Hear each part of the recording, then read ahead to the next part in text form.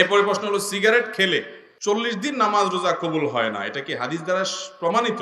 ধূমপানকারীর মুখ থেকে যে দুর্গন্ধ হয়, ধূমপানকারী নিজে যারা আছেন, আমি মাঝে মধ্যে বলি ভাই, নর্দমার কাছে, ড্রেনের কাছে গিয়ে একটু ড্রেনের গন্ধটা শুকে, এরপর নিজের মুখের গন্ধটা শুকে দেখেন যে ওইটার চাইতে আপনার মুখের গন্ধ মারাত্মক। ইবনে মাজার একটি বর্ণনা আছে, সেটি হলো, যদি কেউ মাদক সেবন করে, মাদক গ্রহণ করে এবং এর ফলশ্রুতিতে সে নেশাগ্রস্ত হয়ে যায়, 40 দিন যাবত তার সালাত কবুল হবে না, ইবাদত কবুল হবে না। তো ধূমপানটা তো, এটা তো এর ফলে এক নম্বর কথা হলো মানুষ আসক্ত হয় না, মাতলামি করে না, মাতলামি আসে না।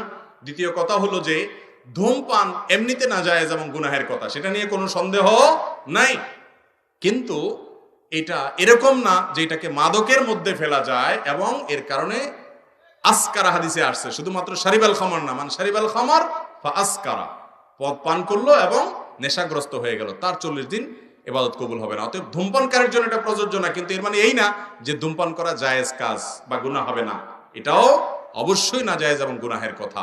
নোংরা একটা জিনিস এই ধূমপান, বিষপান, লেখাই আছে যেটা স্বাস্থ্যের জন্য ক্ষতিকর, তারপর আবার পয়সা দিয়ে কিনে খাই। আল্লাহ তাআলা আমাদেরকে বুঝার তৌফিক দান করুন।